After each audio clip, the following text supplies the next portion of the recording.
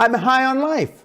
Right. I don't need any fucking meditation. Show me your friends and I'll show you your future. You want to know why you're all fucked up? Just look at the fucking bums you hang around with.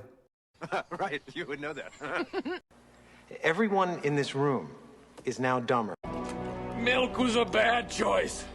I enjoy skinny skiing, going to bullfights on acid. I fucking need you more than ever. What's going on, folks? Fuck a Title Show. I am your host, JuvyThaKid. As always, if you want to hit me up, Twitter, Instagram, Snapchat. I know I say it all the time, but JuvyThaKid at JuvyThaKid. If you haven't already, make sure you're subscribed to the channel. You've liked the videos, you've shared them around a bit. I just started a new segment yesterday, Saturday Short Shorts. Talked about the Warriors remake, just remakes in Hollywood in general, what I think of like some Netflix funded shows and everything. So definitely check that out. I also included a fan-made trailer of the Warriors, like at the end of it all. So check it out, leave your thoughts and everything. Let me know what you guys think. But yeah, subscribe to the channel, like the videos, leave your comments, share the videos and the channel around because it definitely helps me out. I'm going to get into this real quick. Just on the last episode of the Comic-Con news, I made the mistake of calling Steve Trevor Steve Rogers, and I don't know why I did that. I can't even think of a reason why I did that, to be honest, and I do apologize. The character name in Wonder Woman is Steve Trevor. Steve Trevor, not Rogers. I apologize for getting that wrong or mixing it up, whatever. Logo ideas. If you guys have any artistic ability out there, Lil Homie 127, Jay Coulter, if you guys could like want to submit a logo for the Fuck a Title Show or anything that I can use specifically for this, the logo you guys see right now, the skull, that was made by the awesome Maddie Durbano of Spirited Below Clothing. Go check her clothing line out and everything. It's actually really, really sick. But she created that when I was only doing the life lessons. That's why on the forehead of the skull it says Life Lessons with Juvie. So I want to use, like, that obviously is always going to be the watermark on the channel. I'll use that for life lessons as well. But I want to try and have something for Fuck a Title Show as well. So if anybody out there has artistic abilities, whatever, you guys can do something on the computer or draw it and then scan it so you can email it to me.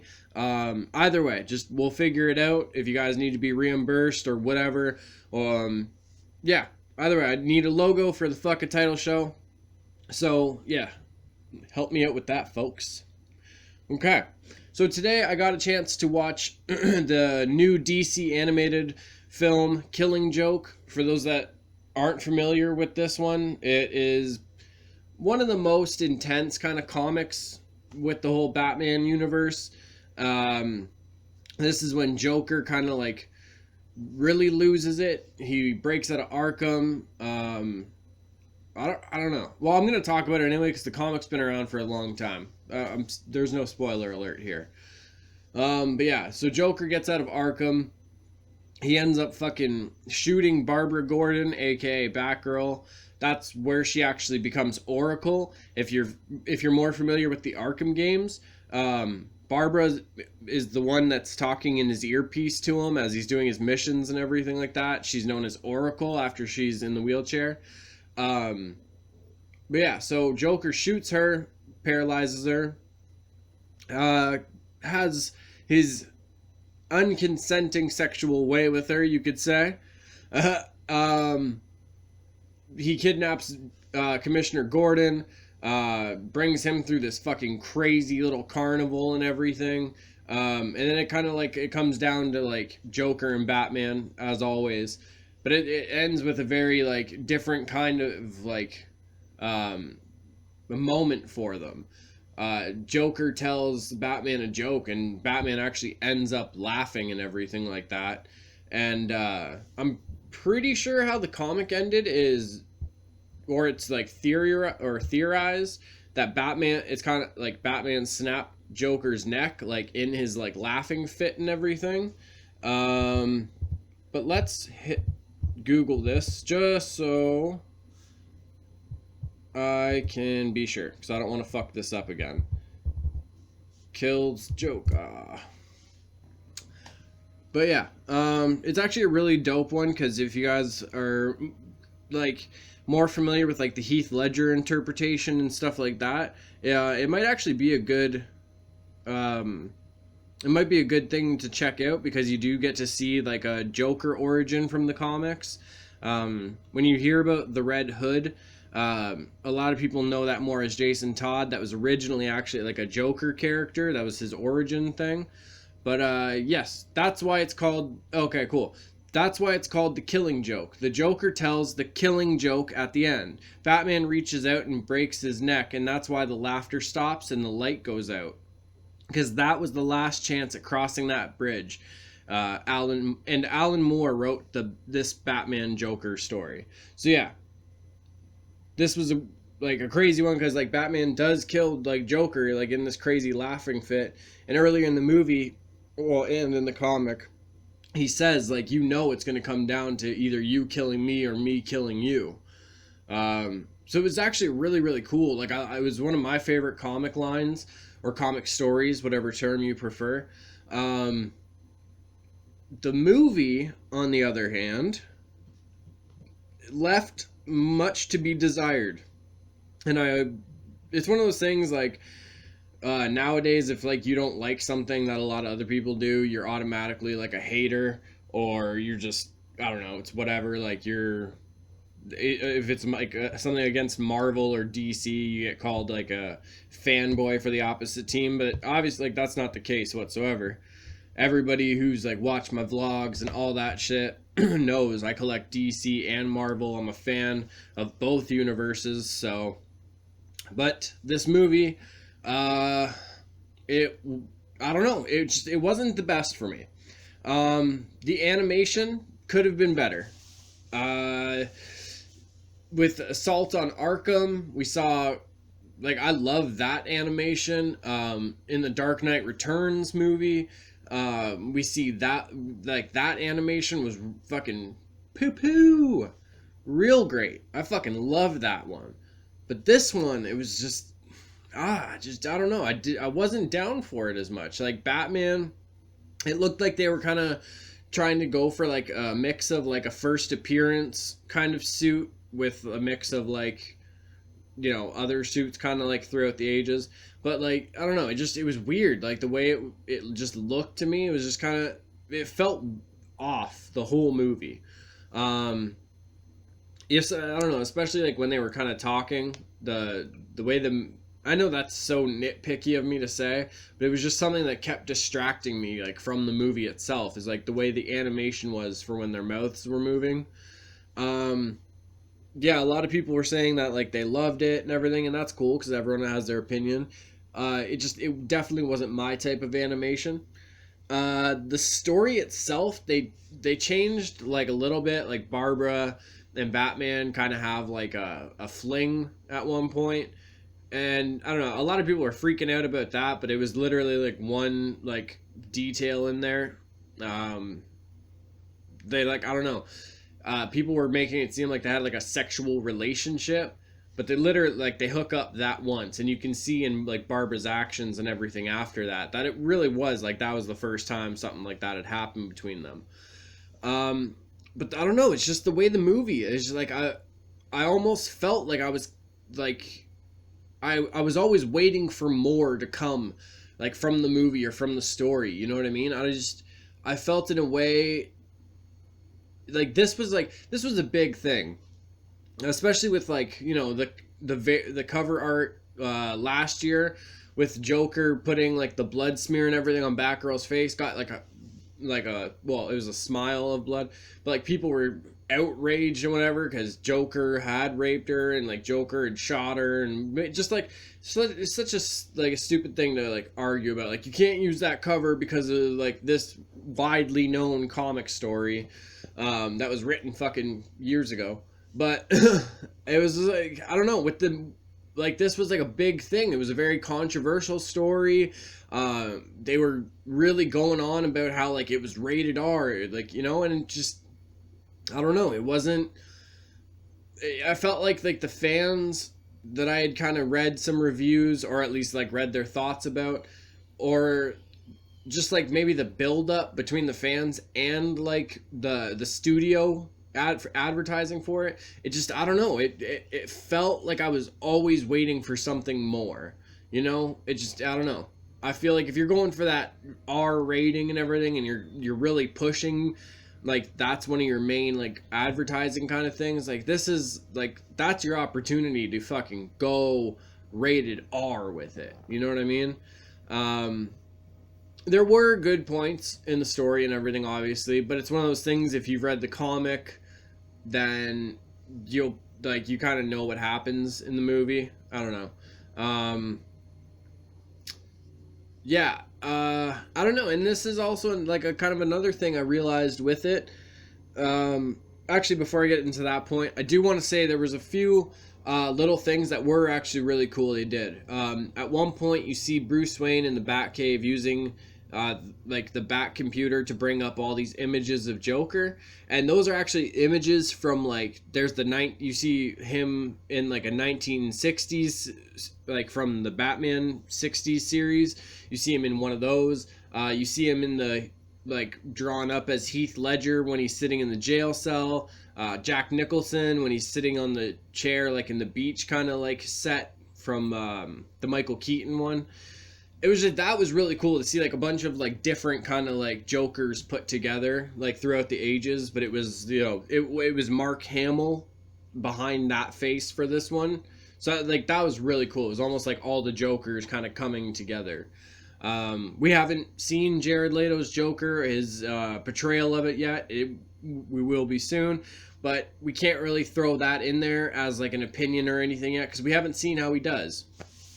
But I just thought that was pretty cool to see like little throwbacks and like nods to like the multiple portrayals of Joker that have been in the movies or shows, whatever have you.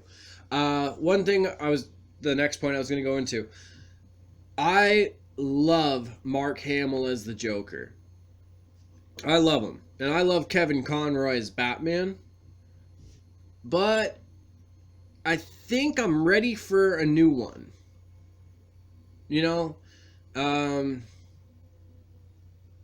I just feel like it's one of those things like, you know, that was another thing. It was like Kevin Conroy and Mark Hamill reprising their roles. Well, they've reprised that role many times. So that wasn't a big like point for me. Like that wasn't a big selling point of the movie for me. What I would really love to see is honestly Troy Baker. He did the Joker for Assault on Arkham, and he did the Joker for Arkham Origins video game. You can find videos of that video game on YouTube and everything. If you guys don't want to play the game, but you still want to check it out, just go up on YouTube. Just type in like Arkham Origins Joker scene, and something will come up, and you'll be able to hear how he did. Excuse me. I believe Assault on Arkham is also on Netflix, so you can check that out. But yeah, I would like to see Troy Baker kind of like get more of a shot at doing Joker. I would like to see Roger Craig Smith, who did Batman in Arkham Origins. I don't think he did for Assault on Arkham, but again, we can check that out. The joys of the intrawebs. But yeah, I would just, I don't know. I love Mark Hamill. I love Kevin Conroy. Those are always going to be like a Batman and Joker to me. But I feel like I'm ready for like a new Joker in the animated universes, and like a new Batman. Like, I don't know. Because it's one of those things, like once you know the actor who's behind the voice like pretty well, it's hard to kind of like think past it. You know what I mean? Like when you watch Batman in this, and you like, you know, like that's Kevin Conroy and everything like that, it makes it hard to kind of like see past Kevin Conroy to just see him as Batman, you know? But I don't know. It's no slight against them, obviously. Like, they are Batman and Joker. It's just I would like to see somebody new come into the helm. Okay, so Kevin Conroy did Assault on Arkham as well. So it wasn't Roger Craig Smith was Batman in Arkham Origins. Kevin Conroy, Assault on Arkham. But Troy Baker did do Joker in both, so I was not wrong on that one. But yeah, it's just, even with Mark Hamill, big fan of him. I love him in, like, as the Joker. I love him as Luke Skywalker. He was awesome as the character named Crow in a movie called Sushi Girl on Netflix. But even when he's playing as Crow, like, you get those flashes where you're like, oh, that reminds me of Joker. You know what I mean? Like, it's just, I don't know. It's one of those things, like, for me, like, the more, when I listen to Mark Hamill, like, speak as the Joker, I don't feel myself being able to get into it as much. Because I know, like, so familiarly the face behind that. You know what I mean? And I've seen the Joker kind of appear, whether it's short glimpses or whatever, in, like, his other roles. So it's kind of, I don't know. I would like, if I had to choose, I would like to see Troy Baker get more of a shot as Joker, and I would love to see Roger Craig Smith definitely get more of a shot as Batman. Okay, so the next thing I want to talk about, I had come across this over the past couple days, and I thought it was pretty fucking nuts, to be honest. And so far, like, China's, like, I don't know what the fuck's going on with the rest of the world, but you guys got to catch up with, like, the cool stories. We got another one from China. We had the largest telescope. We had, I think there was another one from China. Was there not? I believe there was. Was the space one? The, like, research about the galaxies, China? I don't remember. Either way, I'm pretty sure China has the most stories so far for the fuck a title show. So the rest of the world, you guys got to catch up. Okay, so a sinkhole was discovered in the, just so I don't want to get this wrong, South China Sea. This sinkhole in the ocean is fucking huge. It's taken the record as the world's largest ocean sinkhole. I believe that's what the record was. Yeah, I'll get to that point after. My bad. I'm getting all excited. I want to skip points and everything, but I can't. I want to try and keep it going in order, so at least I don't lose my train of thought here. So, in English, it's translated by the locals to mean dragon hole. It's 987 feet, 300 meters deep. 987 feet deep, 300 meters deep. Jesus.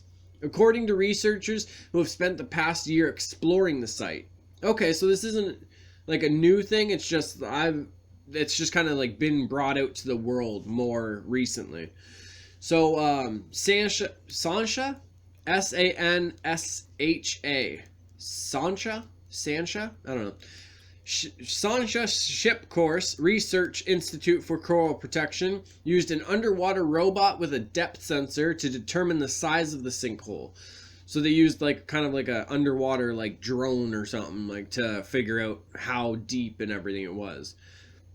More than 20 species of fish in the upper part of the sinkhole, which is also known as a blue hole, but below 100 meters, it is largely oxygen free, meaning life is unlikely to survive there.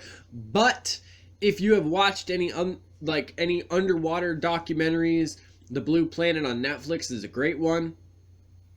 Like, there are many species that don't need any oxygen to survive. They don't even need light to survive.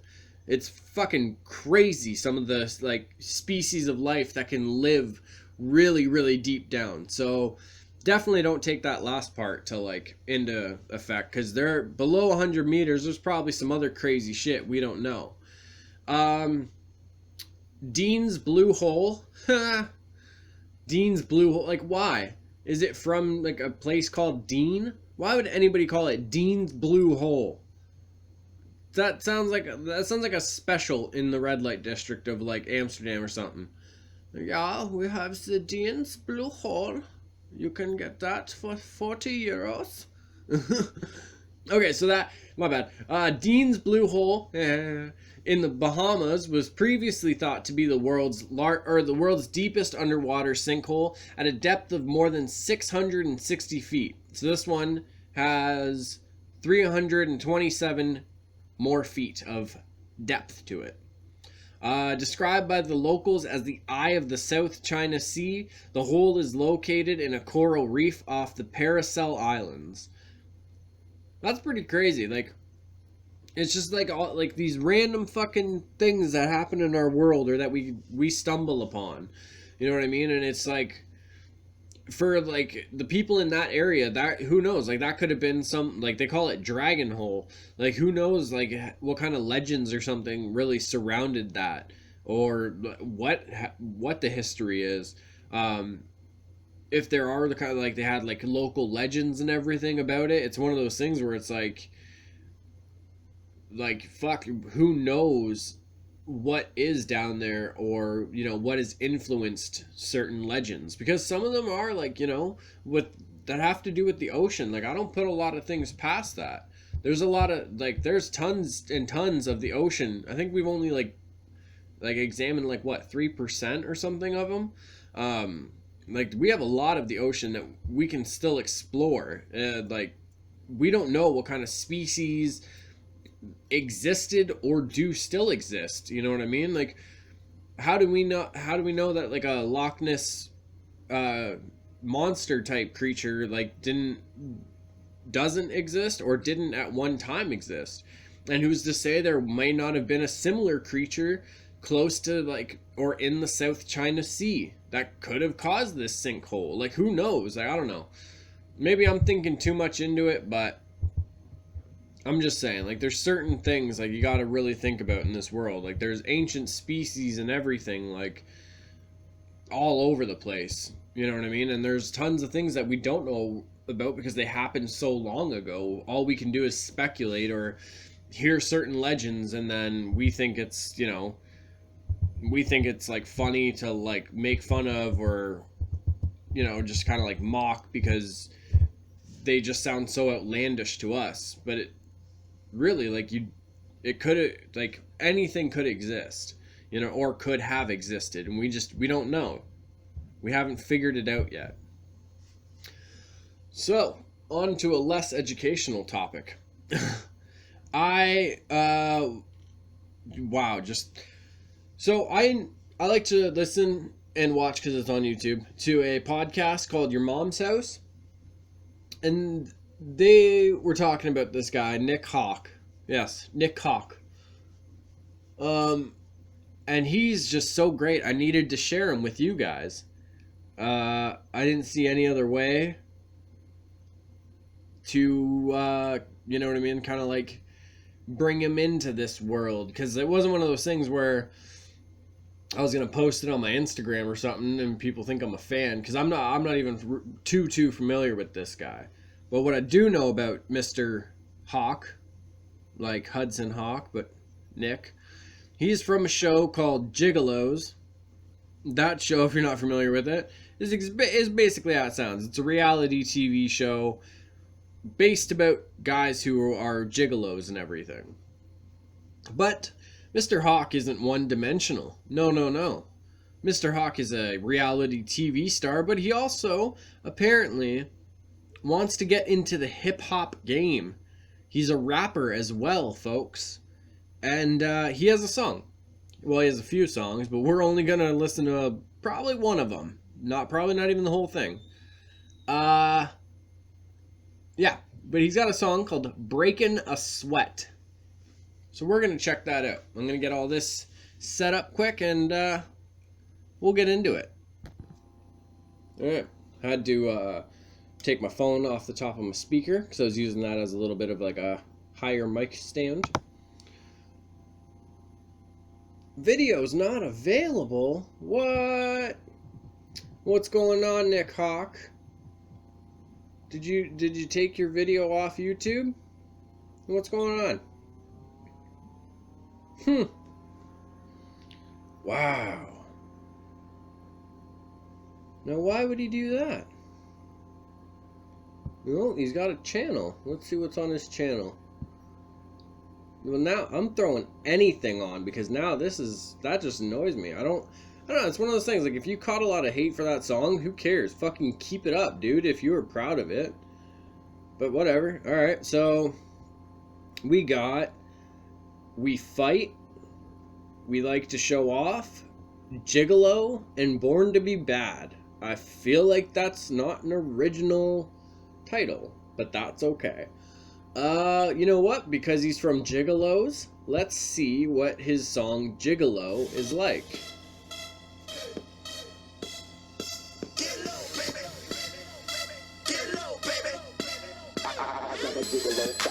Gigolo flavor, got that gigolo smile, got that gigolo swagger.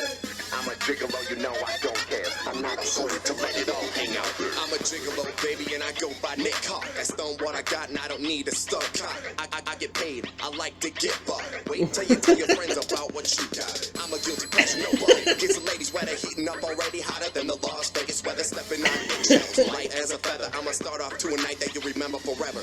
I make a big entrance. Okay. So this guy just went from rapping on like a pool like deck in one of those hats that you would buy from a convenience store that looks like it's been through the rain and a washer. He's got that like all the way down but twisted to the side, and it looks like he's got a bandana or something underneath. And he wants us to know that he's a gigolo, obviously. But then he literally goes from looking like that to the next scene is him in like a desert kind of field wearing a white jacket and everything, like he's going for the Backstreet Boys. So let's go for some more. I like to be naked. I break hearts every time I exit. I'm a hustler, baby, but I'm not playing. You get what you pay for, believe me, I'm worth paying. You don't have a problem, let's get down to it. Money they close, pleasure after business. You ask what's a gigolo, Garrett knows. Get low for me, baby, get low. Okay, so that wasn't a bandana, that was a do-rag under his hat. And basically, he still wants us to know that he's a gigolo, and there's not much else to this song. Like, I don't know what the fuck. This is one of those things. This is one of those things where, like, I'm not playing anymore. By the way, people, we made it 54 seconds. I can't listen to anymore. This is one of those things where it's like your friends lied to you. Your friends told you that you were like a really good musician, but they lied to you. All of your friends. And I feel bad because I don't know, sometimes people need to hear the truth, and sometimes they have friends that will never tell them the fucking truth about that they can't make music, or hey, you made a song that's good but your mix fucking sucks. I don't know. It's just, God, so bad. So bad, I'm sweating. God. Alright. Okay. Enough of the Mr. Nick Hawk. He's a gigolo. Gets hotter than the Las Vegas weather. Oh my God. Why is there so much bad music? Just, fuck, doesn't make sense to me. Okay. Next topic. Enough of these gigolos. We're going to talk a little bit about the paranormal. Yeah, that's right. Ghostesses. Well, not just specifically ghosts and everything, but just like the paranormal in general. I've just seen it a lot. Like, it seems like, you know, there's kind of like paranormal groups all over the place now, ever since kind of like the Ghost Hunters show. And I don't know. I don't know if, excuse me, I don't know if there's one in Barrie that's a research group, or just like a researcher that's done investigations and everything like that. But I would definitely love to sit down and do like an interview with them, just kind of like, you know, hear more about like what they do to investigate the areas, like why they like believe in these, in these techniques or in the instruments that they use, or if it's just one of those things that maybe they're a skeptic and they're, in a way trying to kind of like prove to people that not everything's paranormal. Like, this is like, we investigate to like show logical things, whatever it is.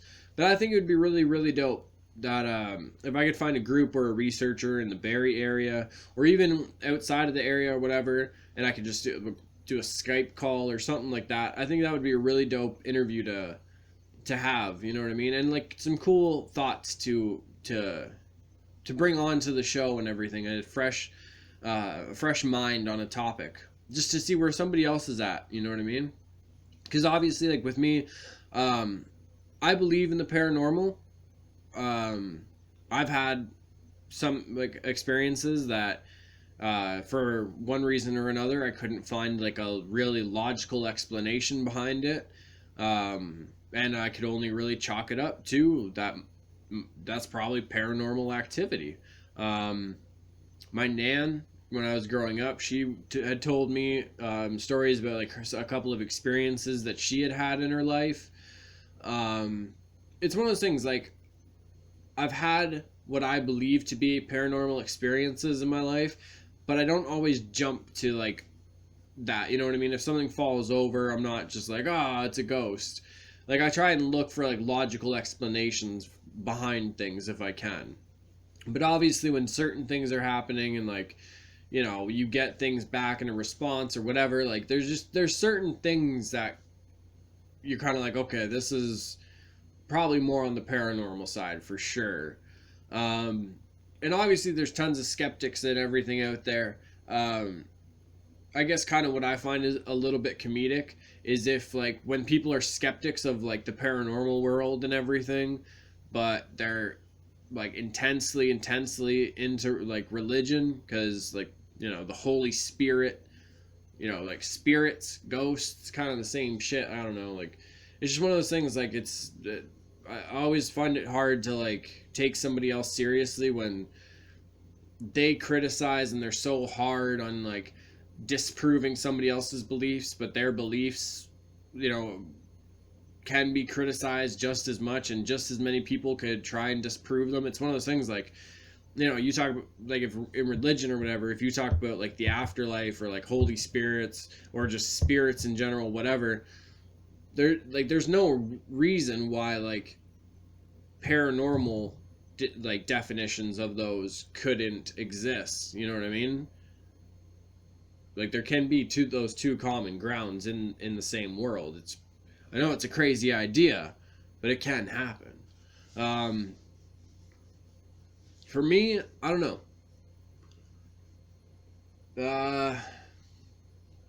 It's hard because I believe in the paranormal and everything, but it's not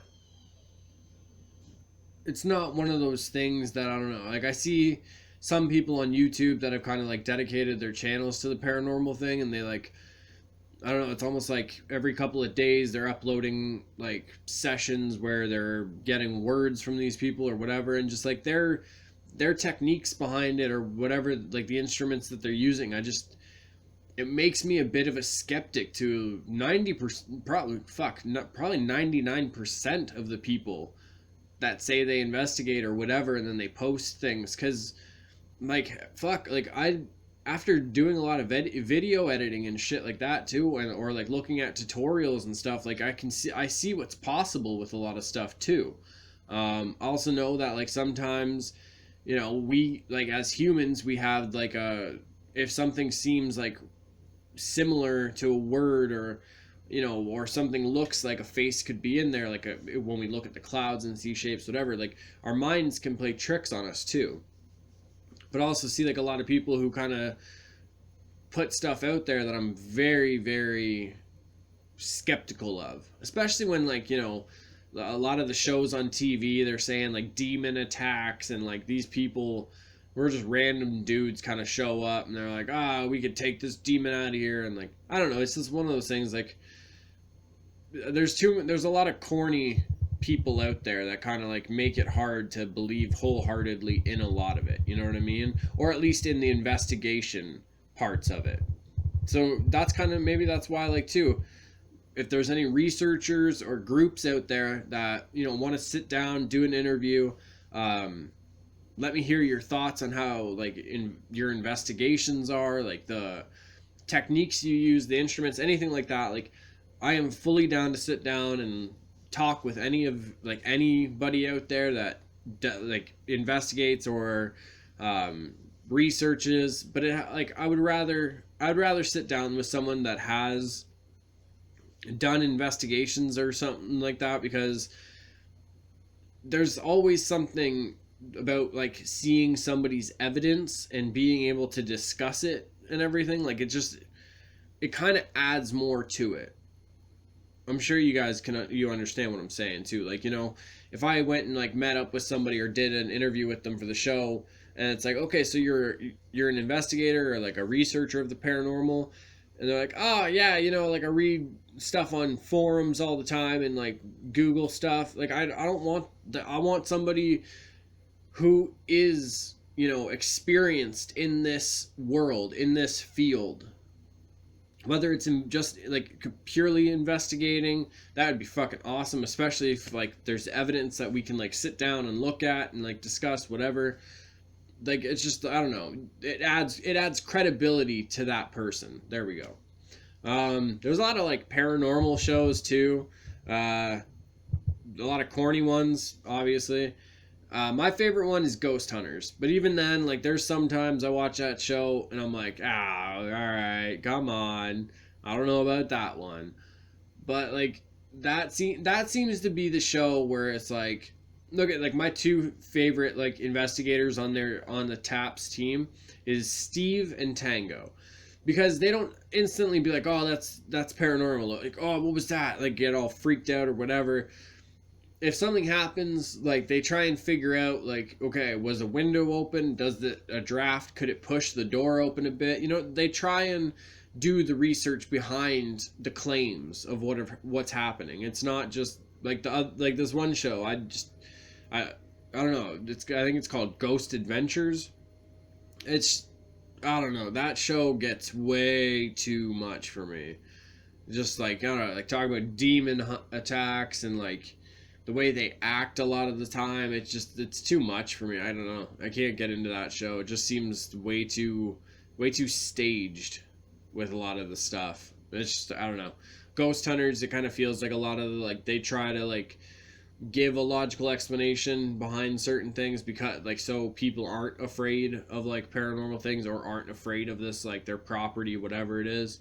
So yeah, I don't know. Like my favorite when it comes to like paranormal stuff, my favorite show would be Ghost Hunters. And as for like a movie, I don't really know, because there's a few things like they have paranormal stuff like influenced into them. I'm not a big fan of the Paranormal Activity movies. Like, they're okay, but they got old for me. The Insidious movies are pretty cool. Obviously, like, some of them have like demonic type entities in them, and depending on what your beliefs are, you could believe that demonic entities are religious or demonic entities are just purely paranormal spirits or whatever. But yeah, like, it's one of those things. The Insidious movies, like, those are pretty dope as far as like paranormal stuff goes. The first and second ones for sure, because I don't know, as far as I remember, those were the ones that had most of like the really like kind of like paranormal type activities in them. Whereas Insidious 3, like, you could see it was more of like a possession of that person, like a demonic entity was around, you know what I mean? So I'm just saying. But if there's any researchers, groups, you guys want to talk, show some evidence, whatever have you, discuss, debate, whatever it is, get at me. We'll get you on the show. We'll do an interview. You guys can get your thoughts out to the world, or to at least my little crowd of viewers that I have for now. Okay, so that's been about it for today. Make sure you guys obviously subscribe, share, like, all the good stuff. You guys know how it works by now, but I'm going to say it all the time no matter what. Like the videos. Whoops. Like the videos. Share them around. Subscribe to the channel and share that around. Go check out the new segment, Saturday Short Shorts. Warriors remake and everything. Get to see a fan-made trailer at the end of that. And yeah. If it ever starts feeling like life in this world kind of starts getting overwhelming, just remember, like, it doesn't last. The negative shit does not last. You keep pushing through it, you stay strong, you put your energy into creative outlets or whatever your passion might be, and it'll get you through the days. All my quiet kids, freaks, and my weirdos, for the love of everybody, keep being weird. For reals, though.